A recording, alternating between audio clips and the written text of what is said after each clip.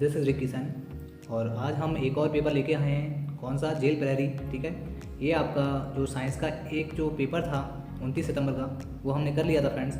आज साइंस का दूसरा सेक्शन हम लेके आए हैं जो कि 30 आपका सितंबर को आया हुआ था। ठीक है ना फ्रेंड्स, तो इसका हम आज जनरल साइंस का सेक्शन कंप्लीट करने वाले हैं। आप लोग देखें कि किस तरीके के इसमें प्रश्न आए हुए हैं और किस तरीके से इन्हें हल किया जा सकता है। ठीक है ना फ्रेंड्स, हमको हर एक क्वेश्चन करना आना चाहिए, किस तरीके से सॉल्व होगा वो आज मैं आपको बताऊंगा। चलिए देखते हैं friends, question number first solve करते हैं। क्या दिया हुआ है देखें। देखिए फ्रेंड्स, क्या दिया है? निम्नलिखित में से किस स्थिति में एक व्यक्ति के बीमार पड़ने की संभावना अधिक है? तो फ्रेंड्स, किस परिस्थिति में सबसे ज़्यादा बीमार पड़ने की संभावना है, तो हम देख लेते हैं। देखें, पहला दिया है जब वह मलेरिया से ठीक हो गई हो और चेचक से पीड़ित किसी व्यक्ति की देखभाल कर रही हो। दूसरा दिया है जब वह मलेरिया से ठीक हो रही हो। तीसरा दिया है जब वह घर पर स्वस्थ आहार ले रही हो। तो ये दोनों तो फ्रेंड्स कट जाएंगे आपके, ये दोनों तो कहीं से कहीं तक नहीं हो सकते। और आपका दिया है कौन सा? 4 नंबर का, जब वह मलेरिया से ठीक होने के 4 दिन बाद के उपवास पर हो। ठीक है, 4 दिन के उपवास पर हो और चेचक से पीड़ित किसी व्यक्ति की देखभाल कर रही हो। देखिए फ्रेंड्स, क्या होता है कि जब हम किसी बीमारी से उठते हैं तो उस समय हमें क्या होता है कि बीमारी से उठने के तुरंत बाद हमें क्या है, संतुलित लेकिन हमें ऐसा आहार लेना पड़ता है जो कि हमें क्या करे, हमें सभी पोषक तत्वों को दे सके, प्राप्त करा सके। ठीक है, इस तरीके का हमें आहार लेना पड़ता है। अगर हम आहार नहीं लेंगे तो कोई भी बीमारी जो है हमें आसानी से अपने जकड़ सकती है। ठीक है ना, तो क्या होगा कि जो 4 नंबर वाला आपका आंसर है, ये वाला आपका सही हो जाएगा कि अगर कोई व्यक्ति है जो कि मलेरिया से ठीक हुआ हो तो उसे अगर वो 4 दिन के उपवास पर रहेगा तो जो उसकी बॉडी है वो बहुत कमज़ोर हो जाएगी, उसमें ताकत नहीं रहेगी। और जब वो चेचक से पीड़ित किसी व्यक्ति को देखभाल करेगी तो वो भी चेचक से पीड़ित हो सकती है। ठीक है ना फ्रेंड्स, तो ये आपका आंसर सही हो जाएगा। चेक कर लेते हैं। ये देखिए फ्रेंड्स, जब वह मलेरिया से ठीक होने के बाद 4 दिन के उपवास पर हो और चेचक से पीड़ित किसी व्यक्ति की देखभाल कर रही हो तो इस समय संभावना है कि वो फिर से बीमार हो सके। चलिए अब देखें, क्वेश्चन नंबर 2 क्या दिया हुआ है? निम्नलिखित विशेषताएं किस संघ या फाइलम पर लागू होती हैं? तो देखें, पहला दिया है जीव का शरीर पृष्ठीय रूप से चपटा होता है। ठीक है फ्रेंड्स, 2 रहते हैं यहाँ पे। ठीक है, 2 मैं आपको बता देता हूँ। एक होता है आपका ऑर्थोपोडा, ठीक है ना, और एक होता है आपका कौन सा, आपका प्लैटीहेल्मिन्थेस। इन दोनों ही जो आपके फाइलम्स हैं, इन दोनों के जो अपन विशेषताएं देखें तो इन दोनों के जो पृष्ठीय रूप में कैसे होते हैं, चपटे होते हैं। ठीक है ना। दूसरा दिया है जीव ट्राइक्लोबास्टिक और द्विपक्षीय रूप से सम्मित होते हैं। ठीक है ना, ये सम्मित दोनों में ही रहता है फ्रेंड्स। ठीक है ना, याद रखना। उनमें से ज़्यादातर परजीवी होते हैं। परजीवी कौन से होते हैं आपके? ये होते हैं आपके प्लैटीहेल्मिन्थेस। ठीक है ना फ्रेंड्स, तो ये तीनों ही जो विशेषता हैं वो किसकी हैं? प्लैटीहेल्मिन्थेस की हैं। ठीक है ना फ्रेंड्स, चलिए आंसर चेक कर लेते हैं। देखें, ये देखिए फ्रेंड्स, चल क्वेश्चन नंबर 3 देखें क्या दिया हुआ है। जब किसी वस्तु पर ऊष्मा पड़ती है तो। अब देखिए फ्रेंड्स, मैं आपको व्यापम में जिस तरीके से प्रश्न पूछे जाते हैं और उनका आंसर आपको देना होता है वो मैं आपको बहुत अच्छी तरीके से बता दूँ। जब भी आपको इस तरीके का कोई प्रश्न आए जहाँ पर लिखा हो केवल पूरी ऊष्मा परिवर्तित होती, केवल पूरी ऊष्मा अवशोषित होती या फिर केवल पूरी ऊष्मा प्रसारित होती, जहाँ पर भी आपको केवल मिल जाए तो केवल वाला कभी आपका आंसर नहीं होगा।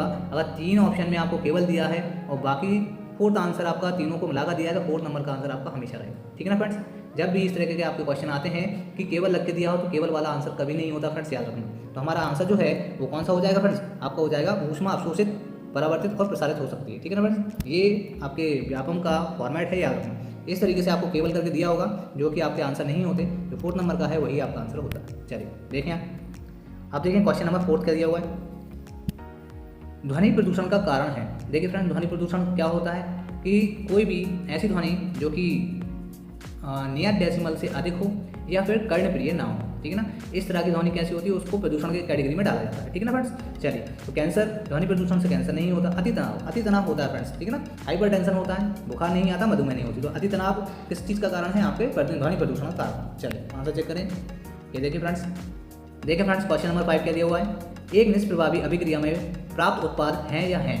तो फ्रेंड्स आपको याद रखना है, जब भी अम्ल और क्षार दोनों को मिलाया जाता है तो उस प्रक्रिया को बोला जाता है आपका निष्प्रभावी प्रतिक्रिया। ठीक है ना फ्रेंड, तो इसमें अभिक्रिया, इसमें क्या होता है फ्रेंड्स, जब भी कोई अम्ल और क्षार को मिलाया जाता है तो मिलाने के बाद जो आपका उत्पाद बनता है वो बनेगा आपका लवण एवं जल। जो क्या हुआ है, लवण एवं जल आपका आंसर हो जाएगा। चलिए देखते हैं आंसर। देखें, ये देखिए फ्रेंड्स, चलिए फ्रेंड्स देखें क्वेश्चन नंबर 6। पॉलिशदार स्टील के चम्मच की आंतरिक सतह इसकी तरह कार्य करती है। तो फ्रेंड्स आपको याद रखना है, चम्मच की आंतरिक सतह सदैव अवतल दर्पण की भांति व्यवहार करती है। ये आपका आंसर हो जाएगा, अवतल दर्पण। और जो आपकी पॉलिशदार चम्मच है उसकी बाहरी सतह जो होती है वो एक उत्तल दर्पण की भांति व्यवहार करती है। चलिए आंसर चेक कर लेते हैं हम। ये देखिए फ्रेंड्स, अब आते हैं क्वेश्चन नंबर 7 पे क्या दिया हुआ है। कैल्शियम नाइट्रेट और पोटेशियम डाइक्रोमेट के सही रासायनिक सूत्र क्रमशः हैं। तो फ्रेंड्स आपको ये याद रखना पड़ेगा, ठीक है ना। अगर आप लोगों को याद नहीं तो आप ये क्वेश्चन आपको करना बहुत मुश्किल हो जाएगा, ठीक है ना फ्रेंड्स। तो कैल्शियम नाइट्रेट और पोटेशियम डाइक्रोमेट क्या होते हैं, ये होता है आपका CaNO3 2, ठीक है ना, एंड K2Cr2O7। ये आपका आंसर हो जाएगा, ऑप्शन नंबर 3 आपका आंसर हो जाएगा। चलिए देखें आंसर चेक करें, CaNO3 एंड K2Cr2O7। चलिए क्वेश्चन नंबर 8 देखें फ्रेंड्स क्या दिया हुआ है।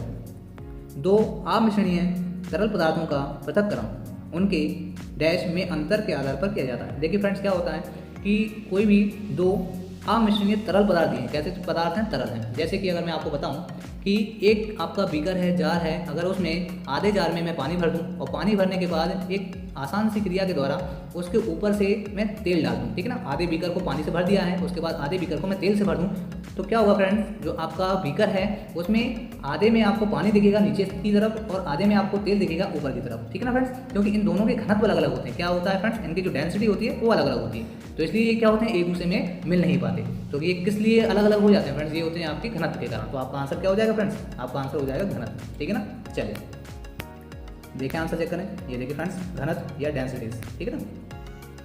क्वेश्चन नंबर 9 क्या दिया, वायरस को जीवित और अजीवित चीज़ों के बीच सीमांत की तरह रखा जाता है क्योंकि वे, देखिए फ्रेंड्स क्या होता है, जो आपका वायरस होता है ये लिविंग और नॉन लिविंग, ठीक है, जीवित और अजीवित दोनों श्रेणी में रहता है, ठीक है ना। किस तरीके से रहता है वो मैं आपको बताता हूँ। जब भी कोई वायरस फ्री स्पेस में या फिर बाहरी वातावरण में घूमता है तब वह मृत अवस्था में रहता है, ठीक है ना। और उसके बाद जब भी वो किसी लिविंग ऑर्गेनिज्म में जाता है, ठीक है ना फ्रेंड्स, कोई भी ऐसा प्राणी जैसे कि अपन है, ठीक है, मानव है, मानव के अंदर शरीर में जाता है, तो शरीर में जाते ही ये क्या करता है, एक लिविंग ऑर्गेनिज्म की तरह बिहेव करने लगता है, ठीक है ना फ्रेंड्स। तो जैसे ही ये प्राणी के अंदर जाता है तो ये क्या करता है, ये अपने जो पार्ट्स हैं जो डुप्लीकेशन करना शुरू कर देता है, अपना क्या करता है, ये गुणन करना शुरू कर देता है खुद का, ठीक है, अपनी खुद की कॉपियाँ बनाना शुरू कर देता है, ठीक है। इससे क्या होता है कि हमारे शरीर में उस वायरस की संख्या बढ़ती चली जाती है, ठीक है ना। यही कारण है इनका कि ये लिविंग और नॉन लिविंग दोनों श्रेणियों में पाए जाते हैं, ठीक है ना। बाहरी वातावरण में ये नॉन लिविंग होते हैं और जब किसी प्राणी के अंदर जाते हैं, ठीक है, उसकी बॉडी के अंदर जाते हैं तो ये कैसे हो जाते हैं, ये एक लिविंग ऑर्गेनिज्म की तरह काम करते हैं। चलिए आंसर चेक करते हैं, पहले इसमें देखें कौन सा हो सकता है अपना। ये होंगे आपके ऑप्शन नंबर 3, देखें केवल पोषक होस्ट के शरीर के अंदर रहते हैं, ठीक है ना। तो देखें जरा आंसर चेक करें, केवल पोषक होस्ट के शरीर के अंदर रहते हैं, ठीक है ना। ये आपका आंसर हो जाएगा। इसमें सही तरीके से उन्होंने प्रिंटिंग सही नहीं की है, आपको समझने में थोड़ी दिक्कत होगी, लेकिन मैंने आपको इसका बेसिक बता दिया है क्या होता है, ठीक है ना फ्रेंड्स। चलिए देखें क्वेश्चन नंबर 10, शाम 8:30 बजे ओडोमीटर रीडिंग 5845 किलोमीटर है और ऑडोमीटर रात 9 बजे 5890 रीड करता है, तो वाहन की चाल क्या होगी। ये फ्रेंड्स आपका चाल दूरी से प्रश्न है, ठीक है। फॉर्मूला मैंने आपको पहले भी बताया हुआ है, ठीक है, जब मैथ्स का सेक्शन हमने किया था उसमें आपको बताया था कि हमारा जो फॉर्मूला है वो क्या होता है, ये होता है आपका चाल बराबर दूरी बटे समय, ठीक है ना फ्रेंड्स। ये आपका फॉर्मूला होता है। यहाँ उन्होंने दिया है ऑडोमीटर। ऑडोमीटर क्या होता है फ्रेंड्स, ये आपकी गाड़ियों में लगा होता है, जैसे मोटरसाइकिल है आपकी, ठीक है, कार है, ठीक है, उसमें आपने देखा होगा एक रीडिंग रहता है, रीडिंग में लिखा होता है कि आपने कितनी दूरी कितने किलोमीटर तय की है, ठीक है ना, उसमें लिखा होता है। तो उसमें उन्होंने बताया है कि 8:30 बजे कितना था, 5845 उसकी रीडिंग थी। जब वो 9 बजे लौट के आए तो 9 बजे उसकी रीडिंग कितनी हो गई, 5890, मतलब कि वो कितने किलोमीटर दूर गए, मतलब 45 किलोमीटर दूर हो गए थे, ठीक है ना, मतलब उनकी दूरी कितनी थी, 45 थी, ठीक है। और उन्होंने समय कितना लिया, यहाँ पे 8:30 बजे वो चले थे और 9 बजे वो वापस आए, तो 8:30 से 9 कितना हुआ, 30 मिनट उन्होंने यहाँ पे समय लिया। तो चलिए हमें इसका आंसर करते हैं, हमें क्या बताना है इसकी चाल बताना है। तो चाल बराबर क्या होता है, दूरी बटे समय। तो दूरी कितनी थी फ्रेंड्स, दूरी थी इसकी 45 किलोमीटर और आंसर में उन्होंने मिनट में निकाला था, हम मिनट में ही लेंगे, तो मिनट कितने लिए उसने, 30 मिनट, ठीक है, ये आपकी चाल होगी, ठीक है ना फ्रेंड्स। जैसे आप इसे कैंसिल करोगे तो ये आएगा 1.5 किलोमीटर पर मिनट में है, तो मिनट लिख देता हूँ मैं यहाँ, ठीक है। तो 1.5 किलोमीटर पर मिनट आपका आंसर हो जाएगा। कौन सा वाला आंसर होगा आपको देखिए, ऑप्शन नंबर 2। चलिए आंसर चेक करें, ये देखिए फ्रेंड्स सिंपल था, कुछ नहीं था। ये क्वेश्चन फ्रेंड्स आपका बहुत कठिन था, ठीक है, ज़्यादातर बच्चों ने इसे स्किप किया होगा, ठीक है ना, क्योंकि इतनी आसानी से इसका आंसर नहीं आ सकता, ठीक है ना। लेकिन क्या है फ्रेंड्स, हमें इसका आंसर तो करना पड़ेगा कि किस तरीके से इसके आंसर आ सकते हैं, ठीक है। और अगर आप लोग इसे छोड़ते हो तो आपसे बड़ा पापी कोई नहीं है, ठीक है ना फ्रेंड्स। तो आपको इसका करना ही पड़ेगा, क्योंकि अगर आपको सिलेक्शन लेना है तो इस तरह के क्वेश्चन भी आपको आना चाहिए। चलिए तो इसकी मैं आपको थोड़ी सी बेसिक जानकारी देता हूँ। बेसिक जानकारी क्या है फ्रेंड्स, देखें मैं आपको इसकी बेसिक जानकारी देता हूँ कि इसमें पूछा है, देखें क्वेश्चन पढ़ लेते हैं। कॉपर में 2 समस्थानिक ए और बी निहित है, ठीक है, कॉपर के 2 समस्थानिक दिए हैं ए एंड बी, ठीक है, जिनके परमाणु द्रव्यमान क्रमशः 62.93 AMU, AMU का मतलब क्या होता है फ्रेंड्स, एटॉमिक मास यूनिट, ठीक है, और 64.93 AMU है। तांबे का परमाणु द्रव्यमान आपको दिया है, तांबे का 63.55 AMU है। समस्थानिकों A और B का प्रतिशत परिकलित कीजिए। देखिए फ्रेंड्स, ये किस तरीके से करना है मैं आपको इसके बारे में बताता हूँ। इसमें सबसे पहले आपको ये पता होना चाहिए कि समस्थानिक क्या होते हैं, ठीक है ना फ्रेंड्स। समस्थानिक क्या होते हैं मैं आपको बताता हूँ। समान परमाणु क्रमांक परंतु भिन्न परमाणु द्रव्यमान के परमाणुओं की को समस्थानिक कहा जाता है, ठीक है। जहाँ पर जो परमाणु क्रमांक हैं वो समान हो परंतु उनके जो परमाणु द्रव्यमान है वो भिन्न भिन्न हो, ठीक है। तो ऐसे जो आपके तत्व होते हैं उन्हें समस्थानिक बोला जाता है, ठीक है ना फ्रेंड्स। और समस्थानिकों में क्या होता है कि प्रोटॉन की संख्या समान होती है, ठीक है ना फ्रेंड्स। प्रोटॉन तो समान होंगे किंतु न्यूट्रॉन और इलेक्ट्रॉन की संख्या भिन्न भिन्न होती है, ठीक है ना फ्रेंड्स। ये इसका एक सिंपल सा मैंने आपको बताया है जो कि इसकी डेफिनेशन थी, ठीक है ना फ्रेंड्स। तो हमें क्या है कि इसमें पता होना चाहिए कि समस्थानिक क्या होते हैं। एक और होता है संभारिक, उसमें परमाणु द्रव्यमान समान होते हैं, ठीक है। लेकिन इसमें क्या होता है परमाणु क्रमांक समान होते हैं, ठीक है ना फ्रेंड्स, और परमाणु द्रव्यमान अलग हो जाते हैं। तो जैसे कि आपने देखा होगा कि हाइड्रोजन के समस्थानिक होते हैं, कौन कौन से होते हैं मैं आपको बता देता हूँ। देखें यहाँ पे होता है 1s1, 1s2 एंड 1s3।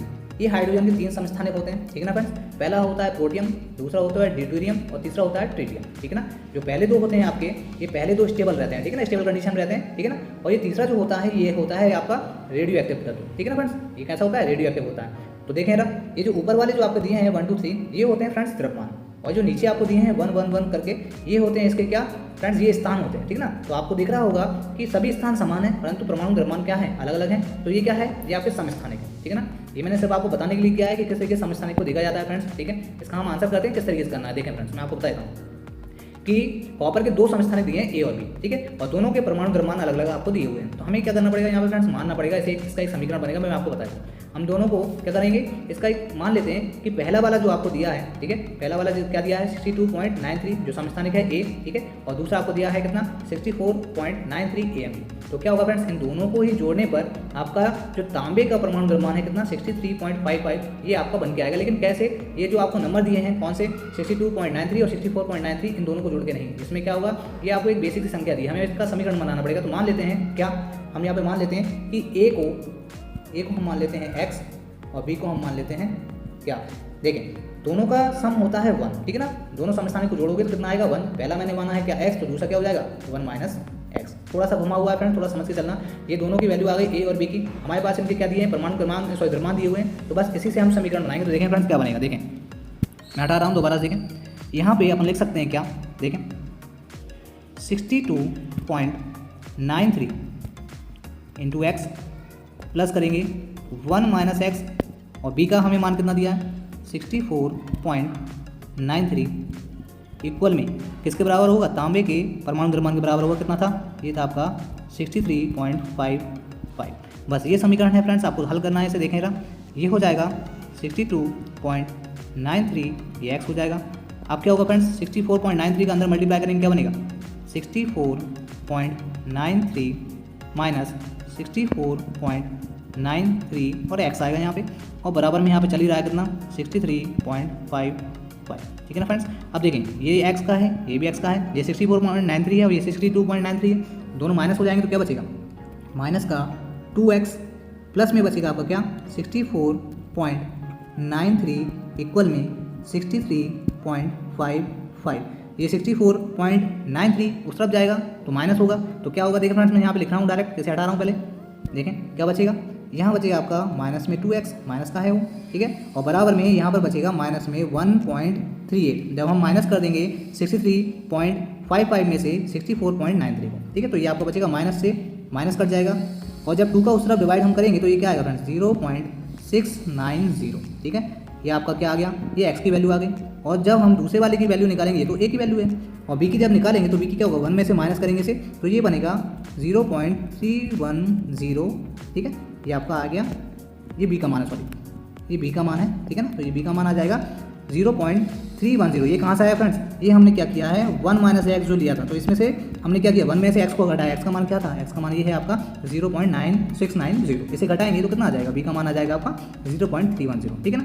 ये दो मान हमारे पास आ गए। उसके बाद क्या करना है, देखिए फ्रेंड्स इसका परसेंटेज हमें निकालना है। तो परसेंटेज कैसे निकलेगा, कुछ नहीं है, हमें 100% निकालना है फ्रेंड्स, ठीक है ना। तो 100% जैसे निकालेंगे तो a वाला आपको दिया है कितना, देखें a वाला आपको दिया है कितना 0.690, इसमें बस हमें 100 का मल्टीप्लाई करना है क्योंकि हमें 100% देखना है इसका, तो कितना आ जाएगा 69%।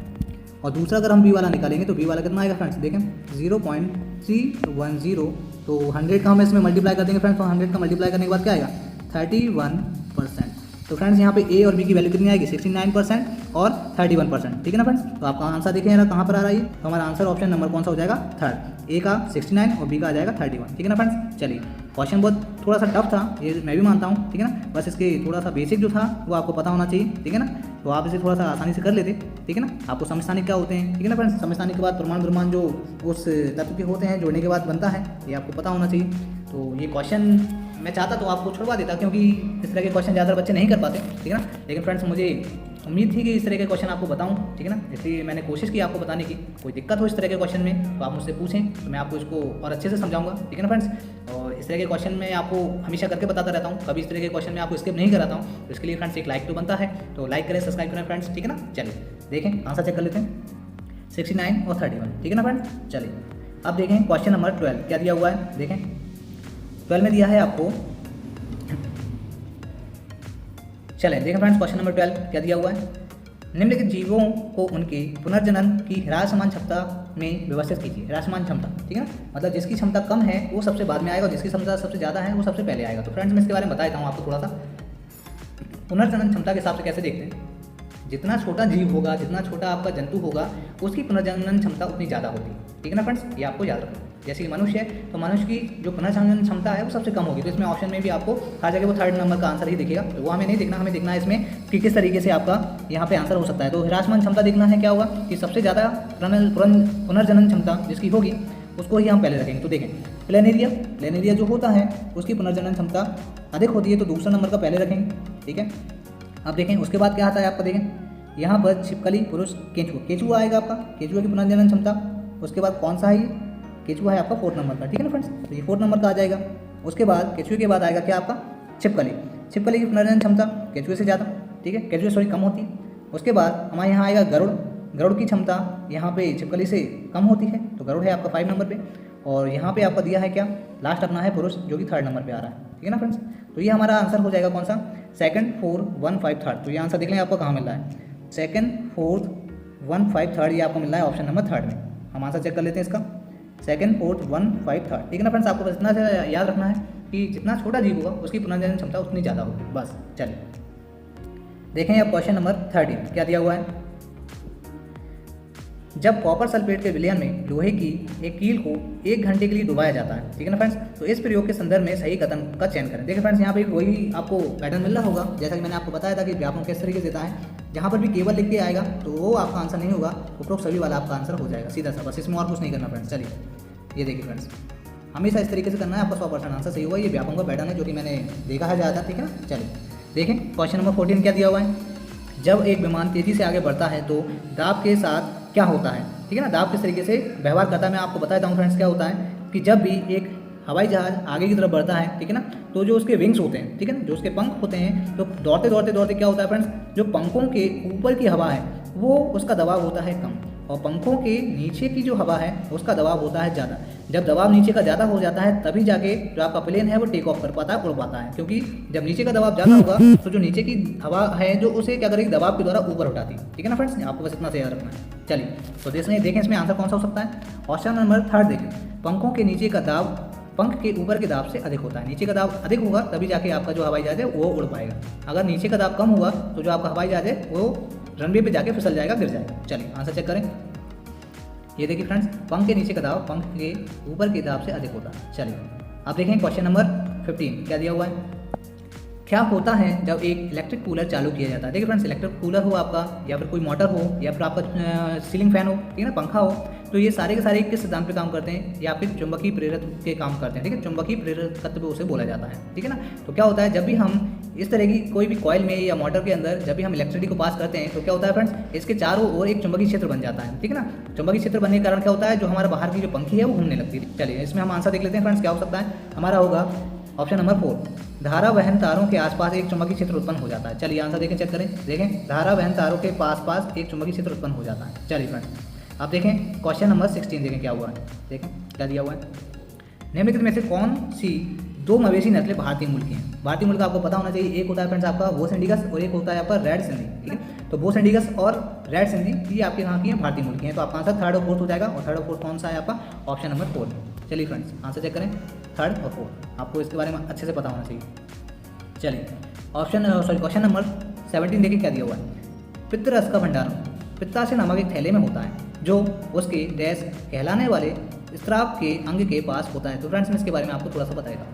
पित्तरस जो होता है जो कि पित्ताशय में जमा रहता है, ठीक है ना, ये कहाँ पे होता है मैं आपको बताता हूँ, ये लीवर के पास, ठीक है ना। ये जो यकृत होता है, यकृत के बिल्कुल पास में लगा होता है, और यकृत के पास में ही एक छोटी सी नली के द्वारा ये पित्ताशय जुड़ा होता है, ठीक है ना फ्रेंड्स। आपका पित्तरस निकलता तो है, निकलने के बाद कहाँ से निकलेगा? पित्ताशय से। पित्ताशय से निकलने के बाद आपका जाता है लीवर में, और लीवर से निकलने के बाद फिर हमारे स्टमक में जाता है, ठीक है ना फ्रेंड्स। तो ये कहाँ पर होता है? आपका पित्ताशय के पास में होता है। चलिए आंसर चेक कर लेते हैं। देखें, ये देखिए फ्रेंड्स, आपको इसके बारे में थोड़ी सी अच्छी जानकारी होनी चाहिए, ठीक है ना। चलिए फ्रेंड्स देखें क्वेश्चन नंबर 18 क्या दिया हुआ है। दूध के विभिन्न प्रकार जैसे फुल क्रीम, मलाई रहित आदि बाजार में उपलब्ध हैं। मलाई रहित दूध तैयार करने के लिए उपयोग की जाने वाली तकनीक, तो ये फ्रेंड्स होती है आपकी कौन सी?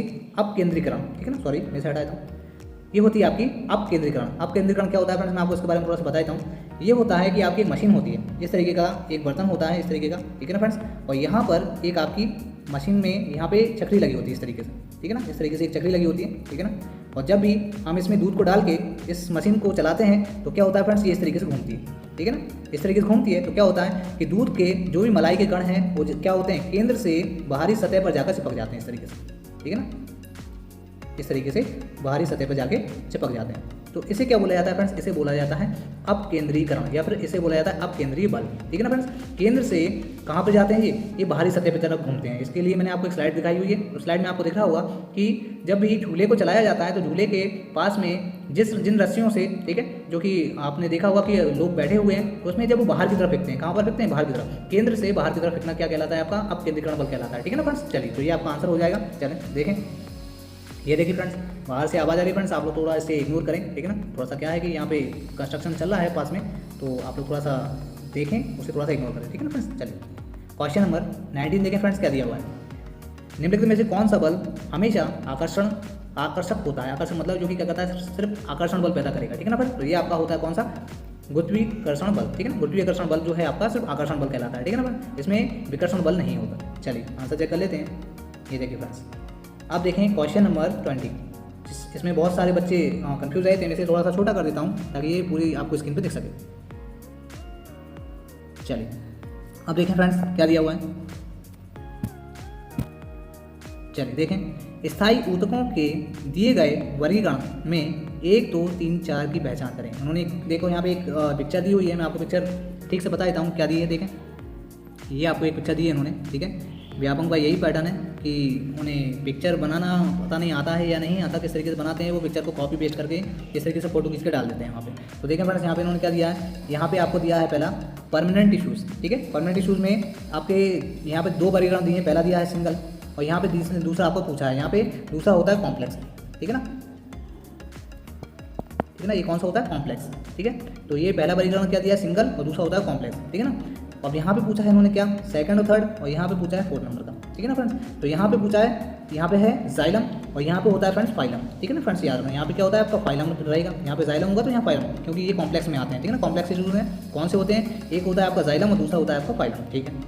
अब देखें सिंगल में क्या होता है फ्रेंड्स, यहाँ पे एक तो आपका क्या होता है स्क्लेरेन्काइमा और पेलेरेन्काइमा। यहाँ पहले में आएगा पेलेरेन्काइमा, और यहाँ पे दूसरे 3rd नंबर के में आएगा स्क्लेरेन्काइमा, ठीक है ना। ये कौन से टिश्यूज होते हैं? सिंगल टिश्यूज होते हैं, ठीक है ना। एक होता है स्क्लेरेन्काइमा और दूसरा होता है आपको पेलेरेन्काइमा। तो आंसर हम चेक कर लेते हैं, देखें कहाँ पर है ये। देखें, मैं इसे थोड़ा सा छोटा कर देता हूँ, ठीक से देखें। देखें यहाँ पर 1st नंबर में आपका क्या आएगा, यहाँ पे पहले में सिंगल है तो यहाँ पे आपको कॉम्प्लेक्स आएगा। तो देख लेते हैं कॉम्प्लेक्स कहाँ मिल रहा है आपको। देखें फ्रेंड्स, ऑप्शन नंबर आपके 2nd, 3rd और 4th में कॉम्प्लेक्स है, ठीक है। उसके बाद 2nd नंबर पे आपका आएगा पेलेरेन्काइमा। तो देखें पेलेरेन्काइमा कहाँ पर है फ्रेंड्स, ये है आपका ऑप्शन नंबर 2nd में पेलेरेन्काइमा, ठीक है। और 3rd में आपका आएगा स्क्लेरेन्काइमा, ठीक है। और 4th नंबर है फ्लोएम, ठीक है। जाइलम फ्लोएम 2 टाइप के होते हैं, ठीक है ना। तो ये आपका आंसर कौन सा हो जाएगा? ऑप्शन नंबर 2nd आपका आंसर हो जाएगा, ठीक है ना फ्रेंड्स। देखें आंसर चेक कर लेते हैं। देखें कॉम्प्लेक्स, पेरेन्काइमा, स्क्लेरेन्काइमा और फ्लोएम, ठीक है ना फ्रेंड्स। तो ये आपका आंसर हो जाएगा ऑप्शन नंबर 2nd। कुछ नहीं है फ्रेंड्स, ये उन्होंने क्या दिया है, आपके जो टिश्यूज़ होते हैं उनके बारे में बताया है, ठीक है ना। तो टिश्यूज़ में 2 होते हैं आपके, एक सिंगल होता है और एक दूसरा होता है आपका कॉम्प्लेक्स, ठीक है ना। तो यहाँ पे सिंगल में अगर देखें तो पैरेन्काइमा होता है और स्क्लेरेन्काइमा होता है, ठीक है ना। और अगर हम यहाँ पर देखें कहाँ पर अपना कॉम्प्लेक्स होते हैं तो यहाँ पे क्या होता है, 2 होते हैं, एक जाइलम और एक फ्लोएम, ठीक है ना। फाइलम नहीं, सॉरी, फ्लोएम होता है वो, ठीक है ना। चलिए, तो ये आज आपके 20 नंबर के क्वेश्चन थे, ये कंप्लीट हो गए हैं, ठीक है ना। जो 20 क्वेश्चन इसमें आए हुए थे वो हमने कंप्लीट किए हैं फ्रेंड। हो सकता है ये वीडियो थोड़ा सा आपका बड़ा बने, क्योंकि बड़ा इसलिए बनता है फ्रेंड्स, क्योंकि मैं चाहूँ तो इसे ज़्यादा से ज़्यादा 10 या 15 मिनट में भी खत्म कर सकता हूँ। लेकिन क्या होता है फ्रेंड्स, जो क्वेश्चन का जो बेसिक है वो आपको बताने में थोड़ा सा मुझे टाइम लगता है, ठीक है ना। क्वेश्चन का जो बेसिक है उसके बारे में जो उसके पीछे की कहानी है वो मैं आपको बताना चाहता हूँ, इसलिए आपका जो वीडियो है थोड़ा सा लंबा हो जाता है, ठीक है ना फ्रेंड्स। तो आप इस तरह के जो वीडियो मेरे आते हैं उसे एंजॉय करें, उसे ज़्यादा से ज़्यादा सीखने की कोशिश करें, ठीक है ना। उसके बारे में और ज़्यादा जानकारी लें, ठीक है ना फ्रेंड्स। चलिए, आज हम विदा लेते हैं, गुड बाय।